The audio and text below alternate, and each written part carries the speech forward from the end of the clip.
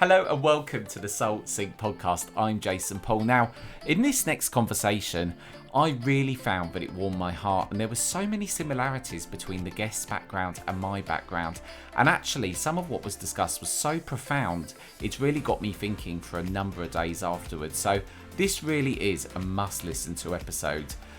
So without further ado, prepare to be dazzled and inspired as we introduce today's extraordinary guest, Ellen Edmondson. She's the brilliant author behind the transformative masterpiece, A Place of Love and Light. This book has been hailed as a divinely written masterpiece of love, and its profound impact is undeniable. Ellen's journey and her mission is nothing short of remarkable, and her presence promises to leave you in awe. In the pages of A Place of Love and Light, Ellen takes you on a transformative voyage of self-discovery, inviting you to boldly step into your true self in a world demanding conformity. Ellen's book is a radiant beacon of hope, wisdom, and divine love, designed to expand your awareness, deepen your spiritual connection, and ignite your life's purpose. With thought-provoking scriptures, inspirational quotes, reflective questions, and transformative exercises, Ellen's words will resonate with your soul on a profound level. Her book answers age-old questions about strengthening your relationship with your higher source, deepening your connection with your soul's wisdom, and embracing your authentic self. The book really inspires you to ponder your contribution to humanity and the world, and ultimately the significance of your presence here. Now, Ellen is more than just an author. She's a messenger of love, hope, comfort, and healing. As a medium, spirit artist, and intuition coach, she has dedicated her life to offering guidance, clarity, and support to those on their soul's journey. Ellen's belief in the power of unconditional love, the pursuit of joy, and a life of service shines through in her every word and action. Now, not only is Ellen a beacon of light for adults seeking spiritual insight, but she has also founded the highly intuitive kids community, providing invaluable support for families and caregivers of highly intuitive children. Her commitment to making a positive impact extends to being a guest speaker on various podcasts and sharing her story on platforms like the A&E Psychic Kids Show and Inside Edition Digital. Ellen Edmondson's journey from a successful government career to a spiritual path is a testament to the transformative power of following one's calling. Her spiritual awakening in 2013, marked by unique and undeniable experiences, led her down a path of self-discovery and acceptance. From automatic writing and communicating with the deceased to speaking in light language, her gifts blossomed in astonishing ways. Ellen's passion and purpose are woven into the very fabric of her being. She has made it her life's work to offer solace and support, reminding us that love is eternal and that love never dies, and that each of us has a beautiful soul with a unique purpose and a divine light. So today we really are privileged to hear her story, her wisdom, and her heart. I'm really excited for you to listen to this conversation, and I hope you enjoy it. So Ellen, thank you for joining me on the Soul Sync podcast. Oh, thank you so much for having me. I'm excited to have this conversation with you. Now, people have heard in the introduction all about you, but I want to delve straight in because there's so much we can talk about in this hour that we've got together. But first of all, tell us about your backstory, because it's fascinating. 16 years in a very successful federal career, and then everything started to change. Tell us about your story. Well, sure. Yes, I did spend 16 years working in the federal government in DC, Washington, DC, here in capital of the United States. But I had a normal upbringing. I grew up as Catholic, so my whole delve into spirituality was through religion, and having that as my foundation. My mother was a very devout Catholic, and so we come from a large family, and we came up that way. So I came up not really. I had experiences when I was younger, but I didn't know what they were. Like, I could sense and I knew things and I just experienced things, but I never talked about it because growing up Catholic, you don't talk about these kind of mystical experiences where I didn't really see, I wasn't clairvoyant, but I just knew things and could feel things. And I was very clairaudient. I could hear things, but I didn't know what it was. I just was like, my angels are talking to me or somebody's, just didn't think anything of it. But as I grew and I went off to college and at undergrad, I got my job in the federal government. I was there for 16 years. But the thing that I realized on how my intuitive abilities helped me in that career was I started young, 22, right out of undergrad. I worked for 16 years, but I went from the entry level all the way up to a senior executive in that time. I was a senior executive by the age of 36 years old. And most people here Wow. don't hit that level until they're in their 50s. But the one thing I realized during my climb up the ladder was I just knew things. I could just put strategies together. I could see patterns. I could make business decisions. I would have people come back to me and say, you said that 6 months ago and it happened, or you said that 3 weeks ago, or how do you know this? I'm like, I always just called it, I just have good gut instincts. But looking back on it, I realized that it was my intuition, my intuitive abilities where I was making connections and I was using that in a way that just helped me to know how to be business savvy and make decisions. And my gift of empathy, it was almost like I could tell what other people were thinking and feeling. So even if somebody wanted to outmaneuver me in a situation, I could figure out how to work around it. Do you know And what? That's fascinating that you were tapping into that and it propelled you forwards. And actually, when you were just talking about that, I just got goosebumps because I, 'cause I'm now 36 and own a company that has done very well. And it's my ability, I've learned to use my intuition and it can propel you. Do you know what? It just shows you, doesn't it, that if you tap into that, the possibilities are endless. I had to interlude there because I just that's a fascinating part of your story. well, and that is absolutely true, and that's something that I talk to people, and I do coach people, and I work with folks, and but that's a topic of conversation. Is that we all have this innate ability to tap into this intuition. We all can feel. We get those nudges. We get those impressions. We get those thoughts and feelings. We all have it. Some of us have it to a heightened degree when you start talking about mediumship and other, psychic abilities and that kind of thing. But we all have it. It's just whether you listen to it, whether you follow it, whether you recognize it and you trust it. And when you trust it, it's almost like you get the breadcrumbs of life to your best life laid out before you if you listen and act on them. And So and so I sorry, was, carry on. sure, sure. I was going to say, so you had this at a young age. You grew up in that background. Was you aware that you were getting some kind of what was you putting it down to at the time when all this was kind of unfolding and propelling you forwards? Well, because I grew up Catholic and in the Christianity, I just always equated it to, for me, I just said God was talking to me. I just always said God is leading me, and I'm just going to follow. I'm going to listen. And I don't know, at a young age, I just felt very tapped into spirituality and that there was something bigger guiding me. And whether you call it God or some people that may have another terminology if they want to use it, higher source, universe, higher power.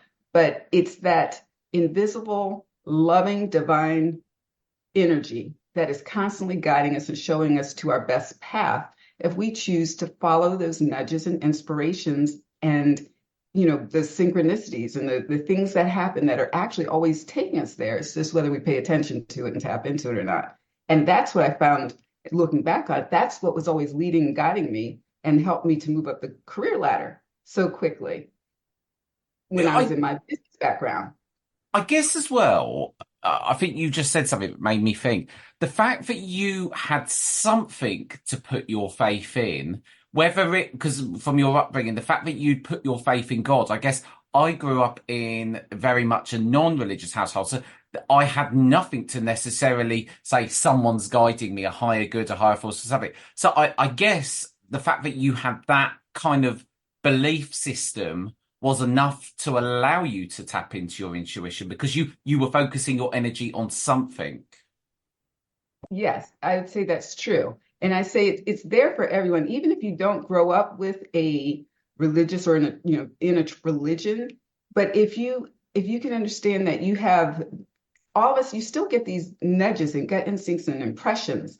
It's because you're always, whether you recognize it or not, or whether you know it about it or not, consciously or unconsciously, it's always there, something guiding and leading you. And it's just whether you trust. First, it starts with trusting yourself. And when you trust yourself, you're connecting and you know yourself. That's that place. It goes into that place where you connect with that greater good that's around you, that's leading you and guiding you. Because we're all put here to live our best lives. No one is not. It's just whether you recognize how you can tap into how we're being led by that greater good that's constantly calling us forward to our best and to wanting us to make those decisions. And you're right. For me, having had that basis of a religion and growing up with an understanding there was a higher power, a higher source, God, for the label that I put on that was leading me and guiding me, that's how I stayed tapped into it. But I think we all, even if you don't grow up with a religion or with that ideology, you can still, you will still get there at some point in your life. You still get there because I believe people always start to search for a bigger meaning, purpose, path. Why am I here? What am I meant to do? And you start searching for that answer, and that ties you into that greater good that is calling you forward to find that purpose, path, and mission for yourself. Well, I think exactly that for me. I think you've just described exactly my situation. I went on this 10-year journey from having no money, being in piles of debt, to thinking that the answer to everything was success, money, career. And then I got to the point where I built a multi-million-pound company. And one day I just stopped. I thought, what the hell am I doing this all for? This makes no sense. You're born, you build up, you die. This just doesn't make sense. What am I doing this for? So I can relate to that a lot. So to go back to the story then, you're kind of at the height of your career, working in government, and then tell us where you went from there.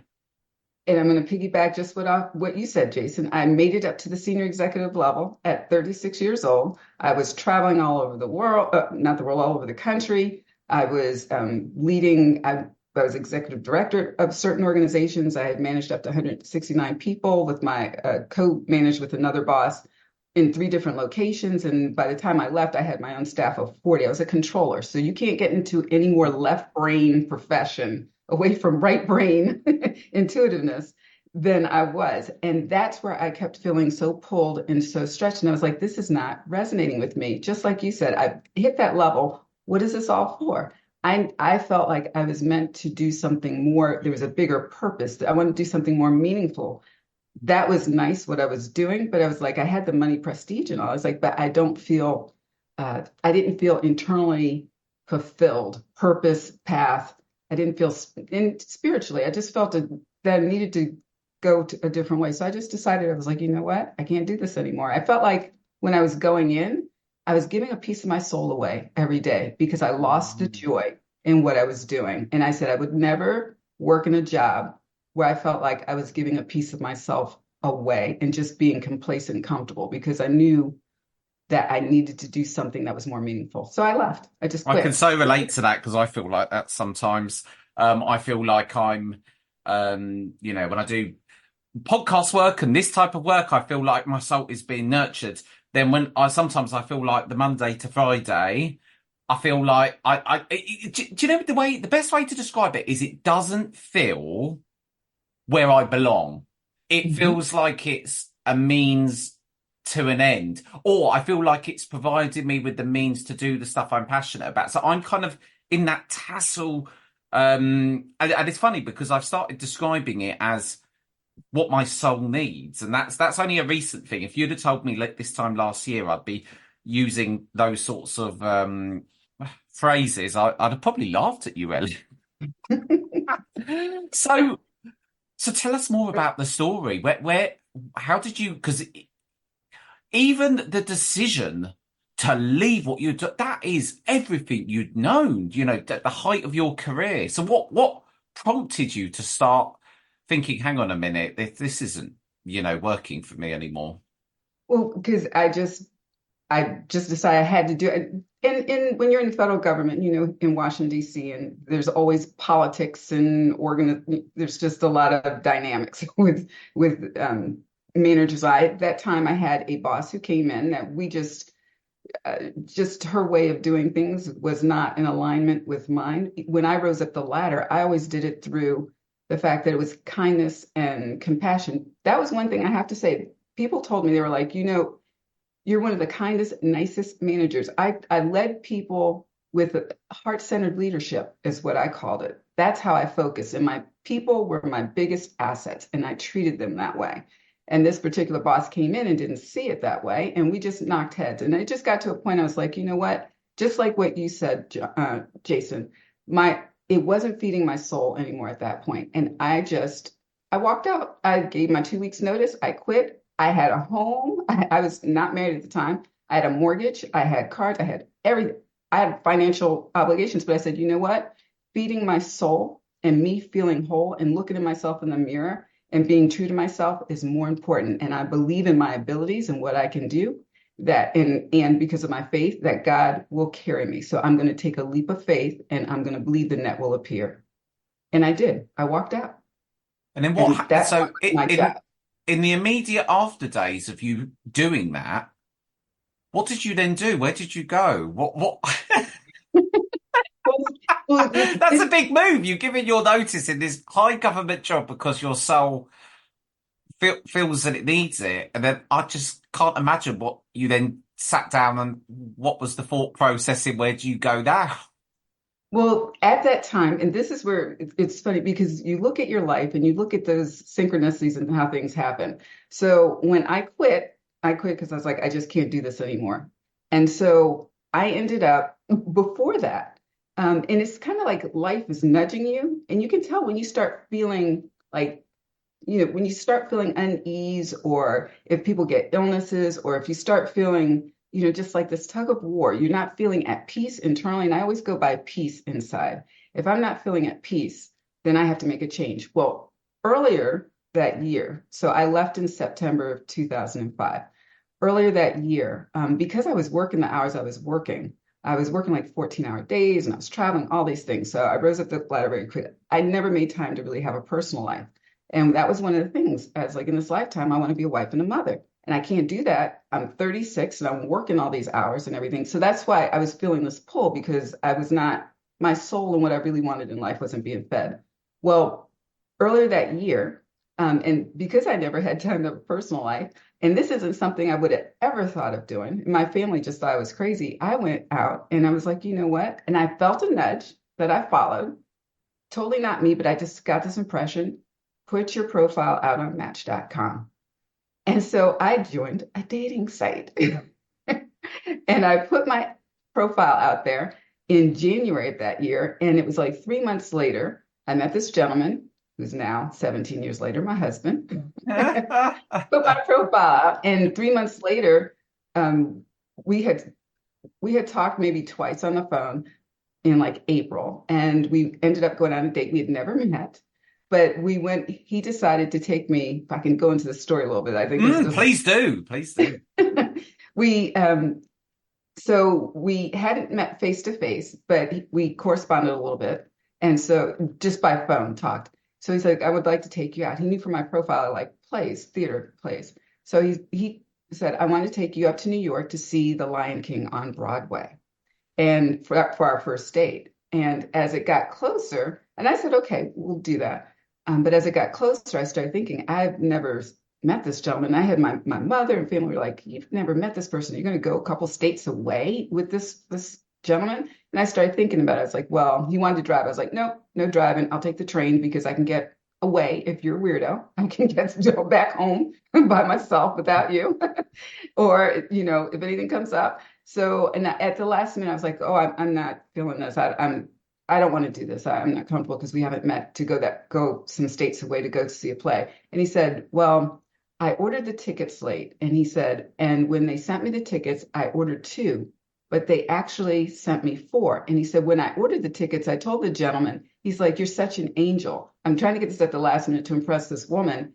and I need these tickets, but you're such an angel that you said I could get seats there. So, but he sent him 4 tickets instead of 2. So the day before, and I didn't know this, he didn't tell me this. The day before we were going to go, I called to tell him I wasn't comfortable and I wasn't going to go. And he's like, "Oh, no, no, no, don't back out. Look, I'll tell you what. They sent me 4 tickets instead of 2. So I'll let you can bring 2 of your friends with you if to make you comfortable, because I really like to go out with you." So my husband, who became my husband, took out 3 women he didn't know on his first date to take me out. And we went up to New York to see the Lion King, had dinner, and come back on that day. I wonder if you'd have gone along with it, would he have told you why there were 2 empty seats next to you? But you know what he said he was going to do when he got there with those 2 extra tickets? He said, "I was planning on just giving them away as a gift to somebody on the street." Oh, But see, that's he was that kind nice. of a nice guy with that kind of heart. And I was like, okay. So after we did, but the thing was, it's so funny because it kind of goes back to synchronicities and things happening. Because he got 4 tickets, I would have canceled and we wouldn't have gone if he hadn't had those 2 extra tickets. And he said he told the gentleman, "You're an angel for helping me get these tickets to go out with this That's woman." And so everything just kind of lined up. And after we had that date, we met in April. We went on our first date in April 2005, and we were married April of 2006, 1 week shy of us knowing each other a year. But it was like it just clicked. Do you know what? On the subject of synchronicity, something that I've just noticed since you've been talking is I'm 36, and 36 was the age that you went off on that journey and decided, and I'm having those. This is always these sorts of things do make me laugh to myself because I think to myself, now that's very that's the synchronicity. You. So tell us where you went from the point that you left your job, and then because there's in your story, I know in 2013, 8 years after you made the decision, something very pivotal happened in your life. Tell us about kind of that kind of what am I trying to say? That period of your life. Okay. So after my husband and I got married, then we ended up I went to support him at his dental practice because he's a dentist. And then 4 years later we had a son. So at that point, when I had my son, that's when things shifted for me. And I started feeling a real shift because I feel those 8 years in between there was just me because I always wanted to be a wife and mother, was kind of getting settled into that stage of my life. And after I got settled in that stage of life and we ended up having our son, it was 3.5 months after he was born that my mother passed away. And that was very hard for me because my mother and I were extremely close, extremely close. And she had been sick at times, but she did really well up until I had my son. And it was at that time when she passed away is when I started noticing things a little differently. Um, the one instance let's talk about that I described in the book is what after she passed, my son's little toys, like, Elmo loves you, the little musical toys and lights, they would just start going off around the house. And my husband and I would just look at each other and it's like, nobody's even near the toy and it just starts going off, or the lights would start to flicker, or the radios would turn on and off. And this happened for 8 months after my mother passed away. And but I knew it was her. And actually, I'll back up. Even like a few days after she passed, I was feeding my son at night and I felt her presence just come in and start talking to me. Like I was reverberating. I never had that experience before, like in my solar plexus. I never had, but I knew she and I were so close. You just I, knew that feeling. That's my yeah. mum. Yeah. Yeah, that's her. And she was communicating with me. But for 8 months, that happened. Lights, toys, everything going off. But I didn't know what was going on. I was just, and I would go to sleep at night and I could see her like standing right there, right in front of me, like she was real. And I started getting scared because I didn't know what was going on. And so after about this 8 month period, oh, and I have to tell you one other quick story. My husband and I were talking one time in our living room. We had a picture up on the mantle and we were talking about right after she passed. on whether we were going to go forward with this family get together that she wanted to have. That picture that was up on the mantle, it didn't just fall right down in front of the mantle, it flew into the middle of the floor. And my husband and I looked at each other and we said, okay, I guess we're going forward. Mom wants us to go forward with having this event. We've never had experiences like that before, but her presence was so strong. She was moving objects and turning on lights and flashing things and setting things off. And so after that 8-month period, I went to sleep one night and she came to me like she always did, standing right there in a dream. And she said, Ellen, I know I'm scaring you and I don't want to do that. So I'm going to go and you'll be okay and I'll be around. And after I had that dream. How did that make you feel? Because almost I'd be thinking, well, I don't want you to go away. She said, I'll go away, but I'll be around. So Okay. I took that as, and then I didn't know how to take that dream, but after I had that dream, everything stopped in the house, all the activity. So the lights stopped flashing, the toys stopped going off, everything. I didn't see her in my dream like she was standing right there anymore. But it's just I just felt like I knew she was around me. So I guess she made her transition fully to not have to be there to physically move things for me to know she was there, but she just left me with this warm Ah, knowing she was around. that's really interesting. Yeah. So, But where, still, Jason, can I tell you, at that point, I mm, still didn't know that I had these abilities at that point. So that was kind of like a little opening of like, wow. But I still didn't know what to do. It's just like, okay, was just something that happened. and then where did you go from there? What happened after? I'm gripped, Ellen, this story. I'm on the edge of my seat. Well, after that, because I was grieving so hard and I had Yeah. an infant, my son was only 3 years old, 3 months old. I was just, wrapped up in that, just trying to get through my grief. My whole world changed because I was still heavily a caregiver for my mom at that point. And Mm. now I had to figure all that, but I had my little infant baby. But I said he was like he was my saving grace because just taking care of that sweet, beautiful little face, so I focused all on him and just trying to self-care. So that was 2010, 2013. So this was me just trying to self-care and work through my grief.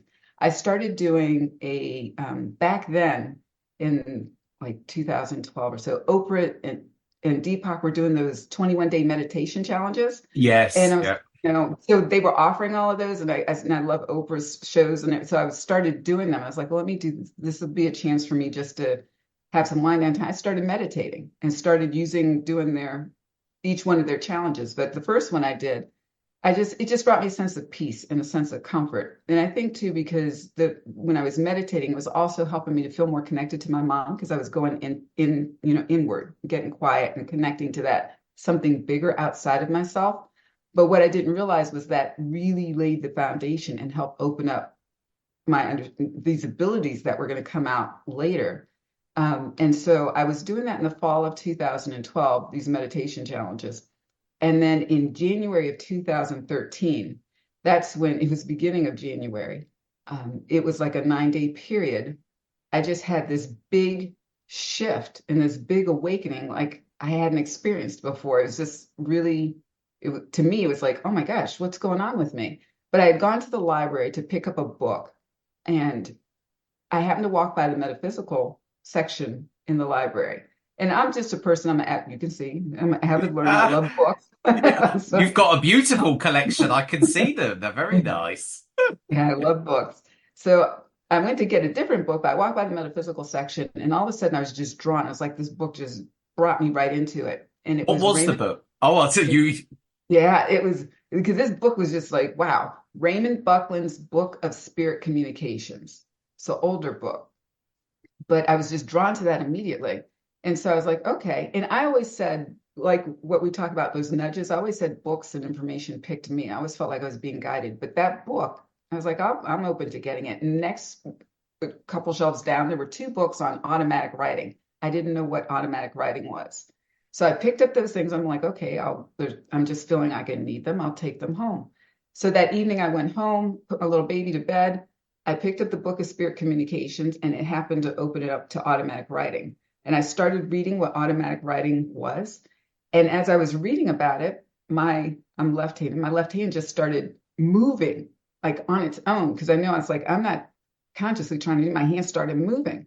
And I'm thinking as I'm reading what it is, and I'm like, my hand's moving, I'm not doing that. I was like, okay, let me go get a pen and paper. So I went and got a pen and paper and put my left hand, put the pen like it described in the book, and my hands just started and not moving. I think just started moving and making circles and all these things. I'm like, ooh, what's going on? I'm just thinking, this is weird. This is really strange. I feel like I'm like something obviously is trying to communicate or something is going on. So started happening. So I'm like, okay. This happened for like 2 days, 3. My hand would just start moving on its own. My arm would start jerking and my hand moving. I'd go get a pen and paper and just start making scribbles. And after like the second day, little words, letters started to form, little sentences that I knew I wasn't doing started coming out. And I'm like, okay, this is really strange. And at that point, and I would always, when my son was playing with his little toys or he was in his playpen or something, he would happen to be this particular time he was out playing with his toys. I went to another room because I didn't let him see my hand moving around like that.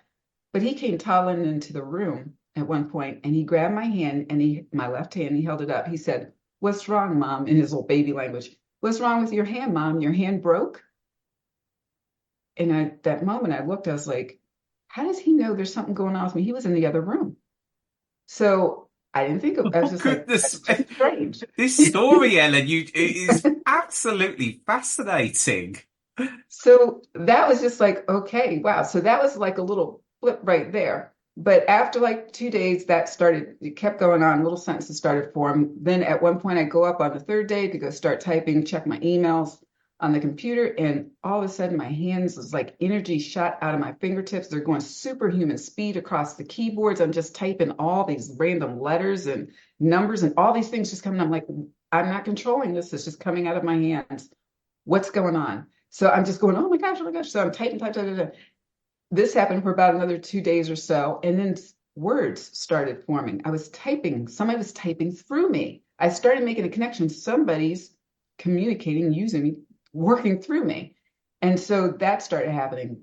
But I was like, okay, I need to tell my husband what's going on. I got a 2-year-old and I'm getting all these body sensations, all these things happening to me. And so um, I let him know. I told him that what happened, and I was like, I don't know, he's going to take this, but he was just like, okay. So, and then he started seeing when I was talking about like with the typing and the writing, he started watching what was going on. But one night he went out to walk the dog. When he went out to walk, I was at it typing, but I felt stuck. I stopped and my head went back and I could feel shifting in my voice box, in my throat. And I'm like, okay. And I couldn't move. And I was like, what's going on? So when he came back in to check on me, this voice just came out of me and I started trance communications. Someone just started talking to my husband.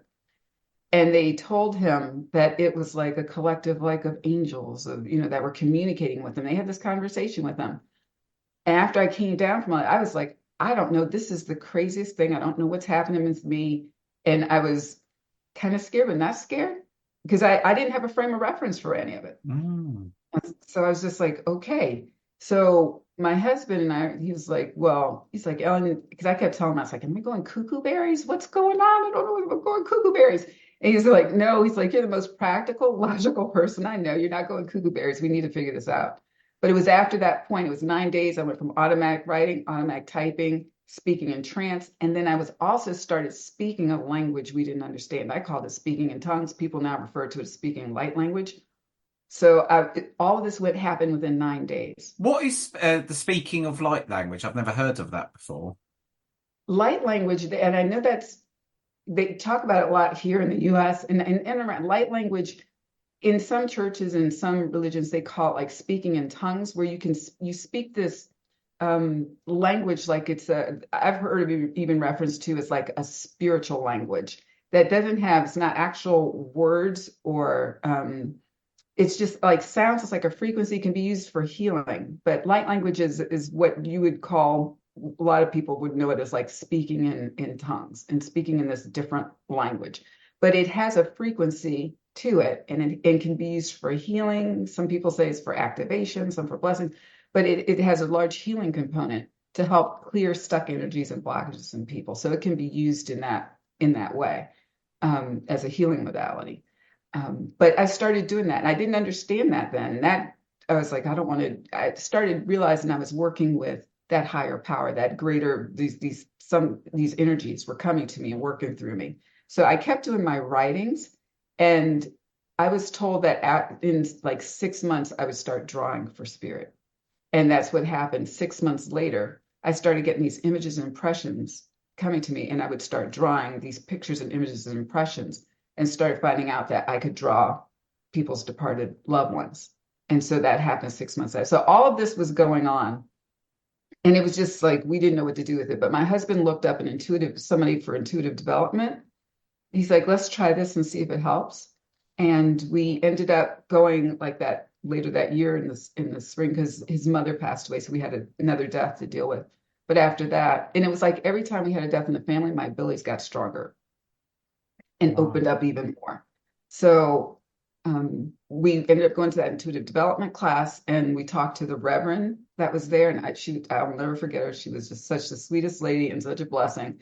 But we told her everything was going on. She sat down, she talked, she heard everything. Now she's like, oh, she said, sweetie, you're not going cuckoo berries and you're not weird. She's like, you have a gift and you need to share it with the world. And she happened to be a vocal channel, a trance channel also. So it was funny that synchronicities that we linked up with someone that I was doing that. And she said she hadn't met anyone else that could do what she did until she met me.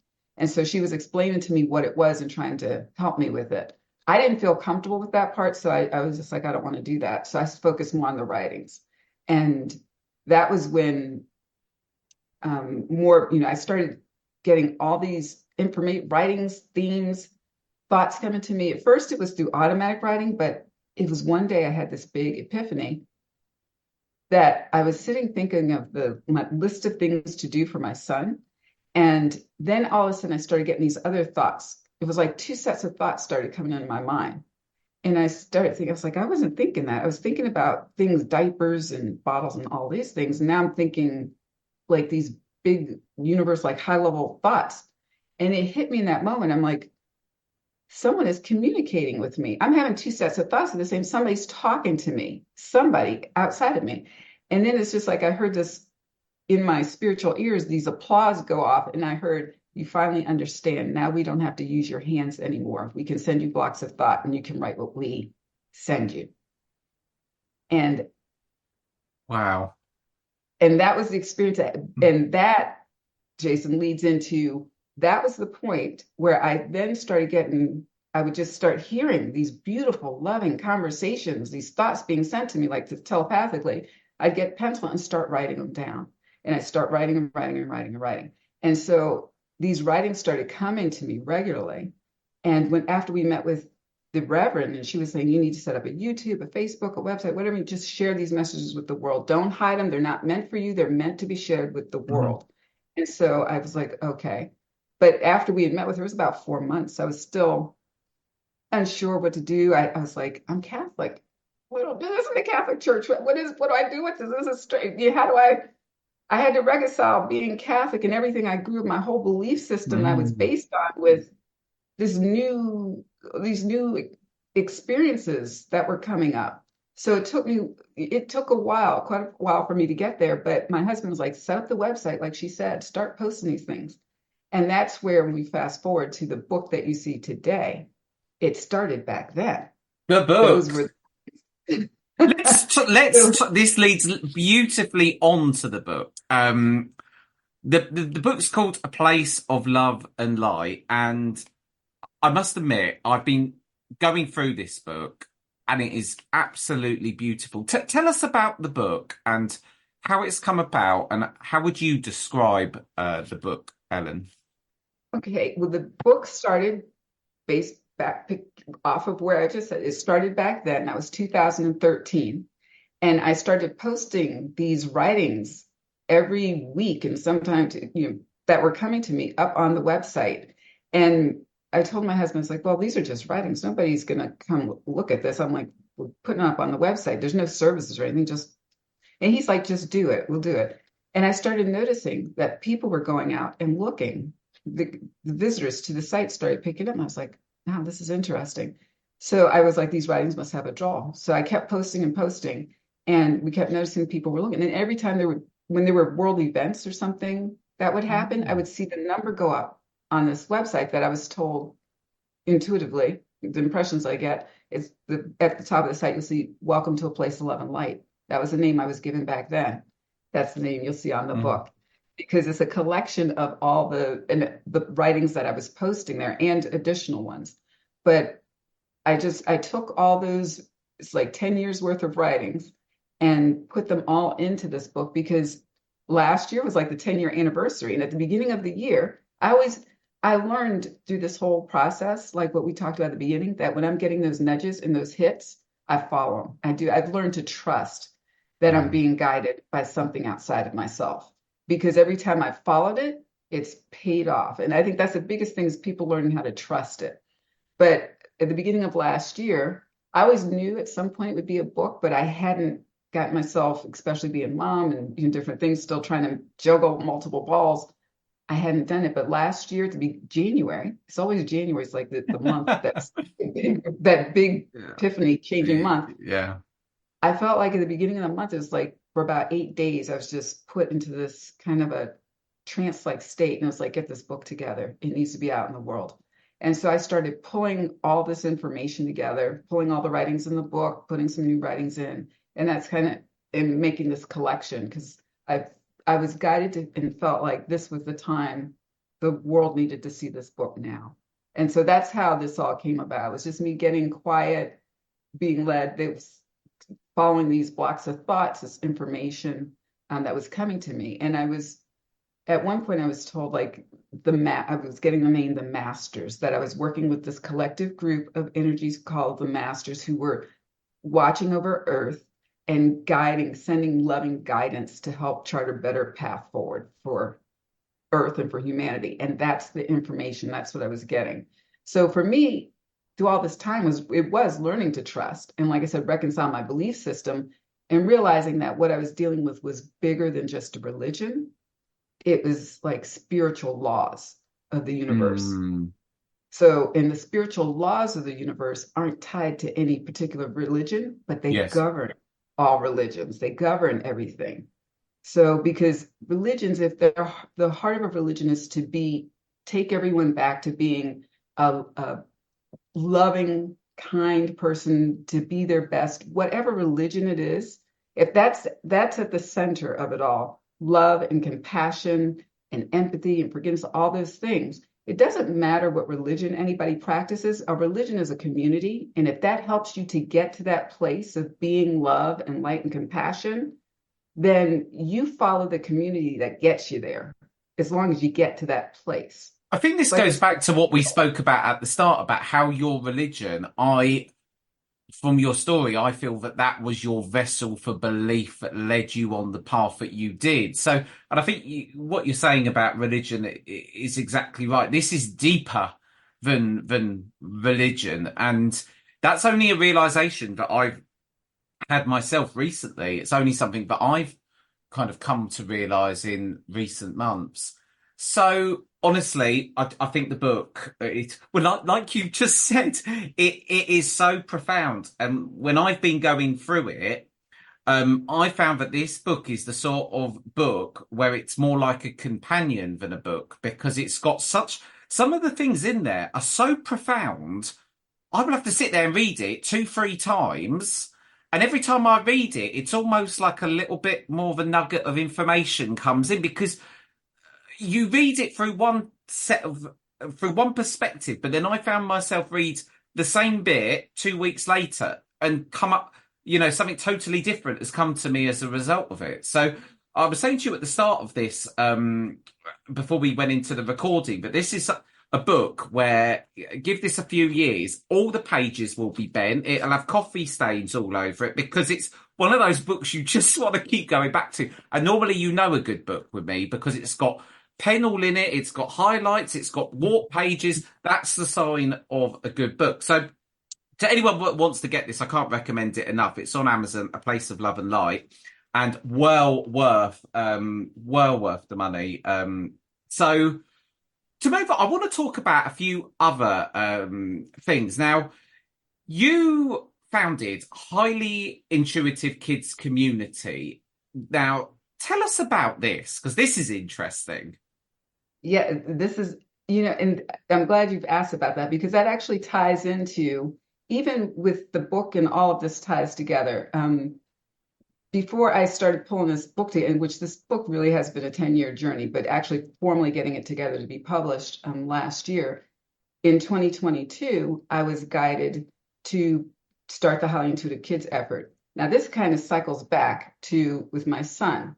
My son at a very young age. So as I was opening and going through my 9 days and everything was opening for me, my son at 2 was also talking about, he was also opening. His abilities were there, and Wow. I'd never seen it in a child before. So our family was going through, I'm opening and he's having these experiences, and I'm trying to figure out me, and we're trying to figure out how to help him. And we just went on this whole metaphysical, mystical just journey because at 2, he started talking about past lives.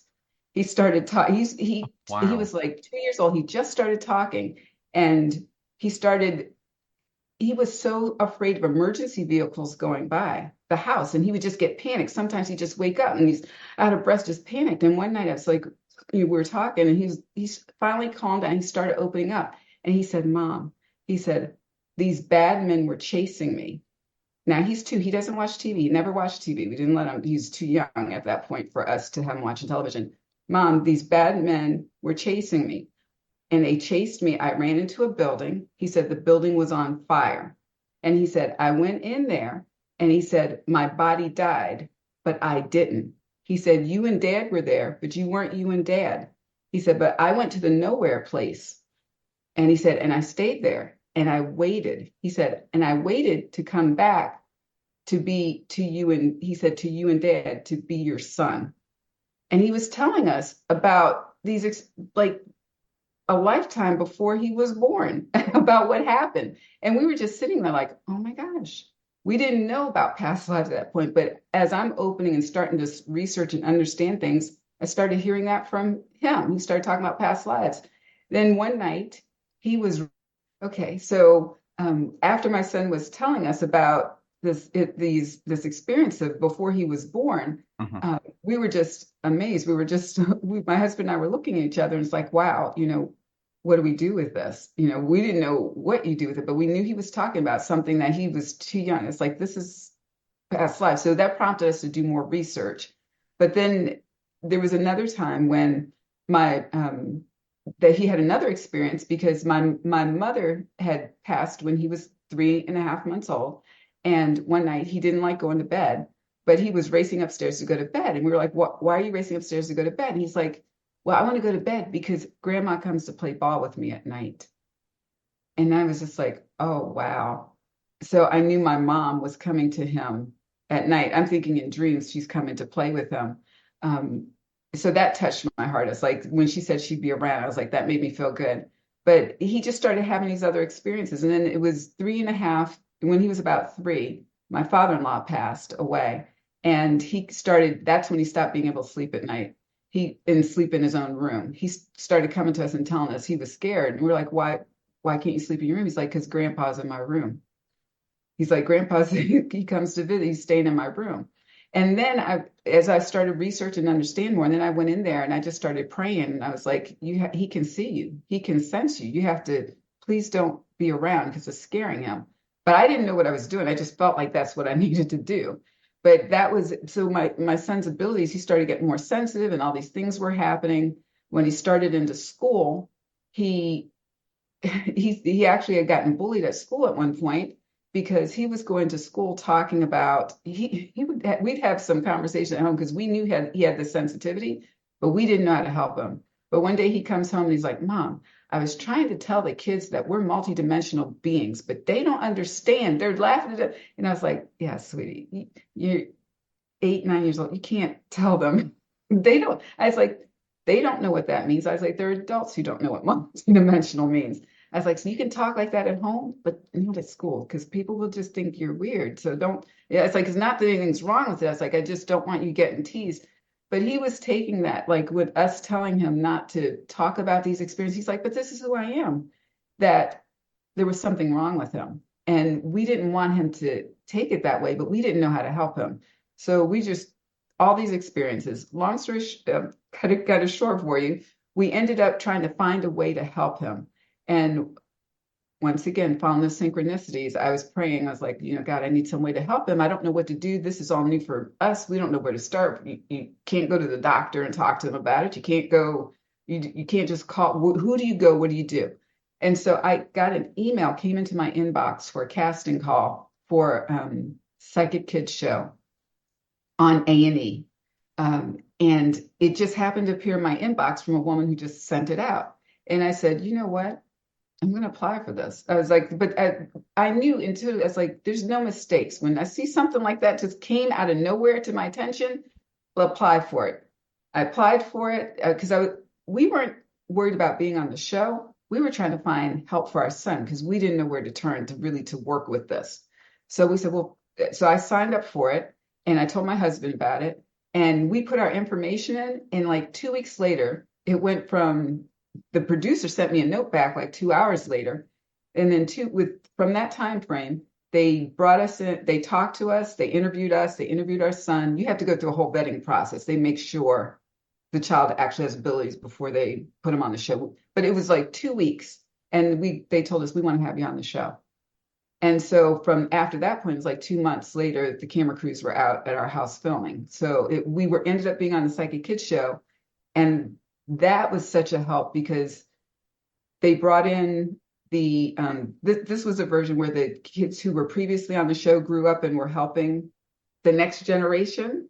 And Oh, so wow. Brian Michaels was Ethan's tutor and helper. And so the cast came in, and they have a child psychologist here. So they have all the supports, but they were able to help us identify that Ethan had a lot of gifts that we didn't understand how sensitive he was and how things came out during that experience. But after that experience was over, we still had to figure out what to do and how to help Ethan, because it is right. But he's an adult now. So he's in his 20s. And he helped Ethan for the show, and they put Ethan in different situations where they tested his abilities, and it was aired.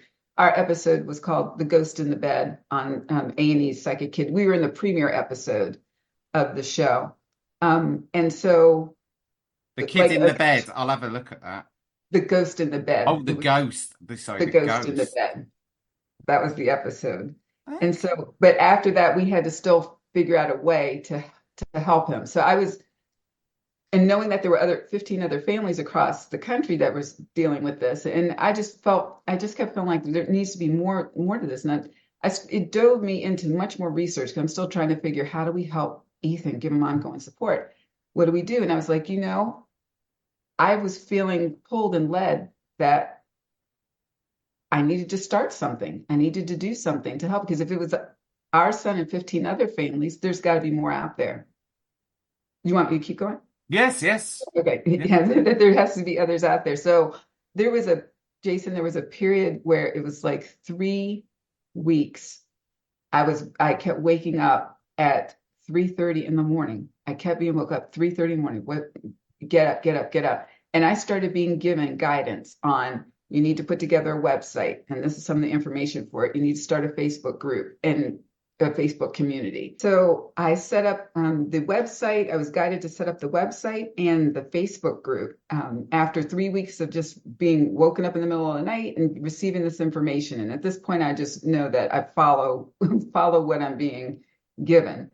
And so we did that. I set that up in 2022, and we've got members from around the world who've joined the Facebook group, and people coming in and looking at the website, and it just warmed my heart because I knew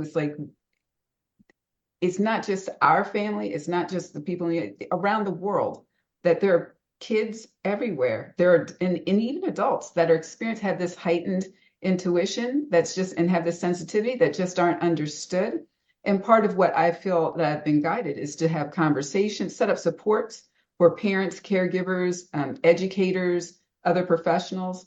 And we have some of all of those in our parent community, in the highly intuitive kids parent community, who are coming and trying to understand. They're saying, yes, we're recognizing that there are kids with this heightened sensitivity, and how can we support them? And so we set up that network to help What an to help our amazing thing to do. How children. many children have kind of come into contact with it now?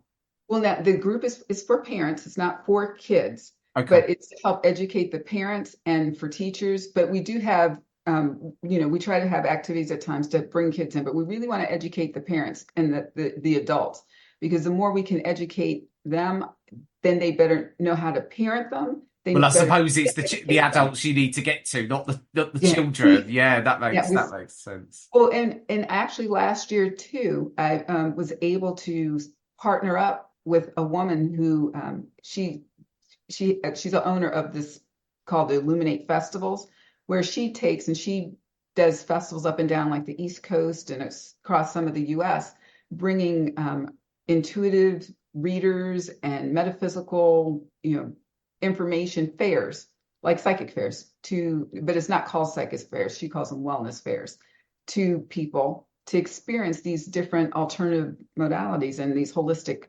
techniques as an option. So we partnered up with her, and so we went around, and we're going to be doing the same thing this year to different local communities, holding workshops, talking about the signs of a highly intuitive child and how to support them. And it's been amazing because we've gotten counselors, we've gotten teachers, we've gotten parents open to hearing this, and we're just trying to start normalizing the conversation, raising awareness, and opening people up, because a big thing is for me is that I've seen is like the school systems and teachers do an incredible job, and they try to help as best they can, but our school systems are not set up for intuitive learners, I'm not, and no. they're not, and that's what hurts some of these children, because they get misunderstood in school, they get mislabeled, because this some of them can be mislabeled as having like ADD or ADHD, and it's not really the case. It's because they're sensitive and they experience the school environment differently, or they learn differently Mm. than your logical linear learner. And so, and we've had that even with with Ethan. He can make big leaps in his thinking, and so sometimes we'll get, oh, he doesn't put the details in his work, but it's like because he gets in. I always say that the our intuitive children, they learn the linear learners learn ABC 1, 2, 3. Our intuitive learners go ABC XYZ because That's they me. Everything you're describing, Ellen, is like me at school. The way I learn, I sometimes just want to know the start and the end, right. and I can really relate to that. Yeah. Out of interest, Ethan is in his 20s now. No, my son, he's only 13 Oh, now. 30. Okay. So is he still having those kind of experiences, or has it sort of simmered out a bit, or where's he at in his kind of experience with this sort of thing now? Well, right, he still has his experiences, but he's at that age, and our kids, the Highland Two, they go through different stages. But when they hit that puberty teen stage, a lot of times, quite a few of them try, and he's like, "Mom, I'm just trying to fit in." So he's like, he knows they're there, but he's trying to push them away because he's just trying to be like the other kids. But and that's fine. They go through that stage where they may deny it for a few years because they want to try and be like their peers. But he knows that when he's ready to really embrace them, and the thing is they never go away. That's all I was telling me. They're never going to go Um, away. You just learn how to work with them. But if you want to just kind of put them aside for right now, just to try and have that quote unquote normal experience, that's fine. But when you're ready for it, we will jump back into it. And you can have those conversations with me and your dad, and we'll work through it. So he's at that stage right now. He's just trying to fit in, but he knows they're there. So he's not working with them. But he knows at some point he's not going to be how able to. amazing, though, at that age to know that you've got this ability to tap into that. And, it might be, Ellen, he follows in the same footsteps with his career and finds that he suddenly catapults up the career ladder in super speed, probably because of it, because he's got this ability to really understand his intuition. But Jason, I have to say, anybody and any child and anybody can do that. And that's the key is you use it, whatever your vocation, whatever you're feeling called to, whatever you may be doing, you use it there because it's going to help you to be the best in that situation. And so I'll just tell you this real quick thing is because with the highly intuitive kids, I've had guest speakers come in, and we've even had some of our community members to share their stories, because the more you're sharing stories within the community, people can see that they're not alone and they've had similar experiences. So it's not so strange. But I had this one gentleman who he had his gift from young age. And I interviewed him for sharing our stories. And he talked about how he didn't, and I always say, not everybody wants to be like a medium or a psychic, doing readings for people. And I love the interview I did with him because he said that. He's like, I didn't want to use it in that way, but I always knew I had this gift. But he started a business, kind of like what I was talking about, how I used mine in my business profession. He started a business where he actually uses his gifts to help tap in, to help other businesses figure out who's the right person to hire, what's the best business strategy for how they lay out their work processes. And now he taps into that using his gift to help people position their businesses. I have heard about this. Someone was telling me about this the other day, whereby some businesses bring in people under the kind of banner of being a coach, but it's such an ambiguous title that they've got mediums in there kind of advising, and it makes total sense. Ellen, this honestly has been the most fascinating conversation. We could have easily spoken for a whole nother hour on so many different things, but I just want to say a massive thank you for coming on to the show, because I think you have literally given our audience here a treasure trove of stories, insights, pearls of wisdom, and it's been lovely. So thank you. Well, thank you so much for having me. I truly, truly appreciate it. Now, wasn't that just the most amazing conversation? Some good news. Ellen's actually going to be coming back on in a couple of months' time to actually do an episode all about how to parent highly intuitive children from her own experience and from all of the experience that she's also got from founding the Highly Intuitive Kids community. So if you're a parent to a highly intuitive child, Ellen is going to do a whole episode on this, and it's absolutely fascinating. A big thank you for joining me on another enlightening episode of Soul Sync. If you want to stay in the loop with the Soul Sync podcast, it's easy. Simply hit the follow show button wherever you listen to your favourite podcasts, and by following me, you really are supporting this podcast, as it allows me to continue to get world-class speakers onto the show. If you're enjoying my podcast, could I ask a favour? Please take a moment to leave a review wherever you tune in. Your feedback means the world to me. Not only do I love reading your comments, but it also makes it easier for others to find the Soul Sync. A big thank you in advance. If you want to get involved in the conversation with our community, as well as hearing from me with off-podcast content, look at the bottom of the show notes where you'll find my Facebook page and newsletter function. If you have suggestions for future episodes, or there's a guest you'd love to see featured, or if you have a story you'd like to share with our wonderful audience, or you might even like to be a guest, simply email me at hello@jasonpaulmedium.com. Your stories and ideas are the heartbeat of Soul Sync, and your input is invaluable in shaping the soulful conversations I bring to you. I'm Jason Paul. You have been listening to the Soul Sync. Until next time, goodbye.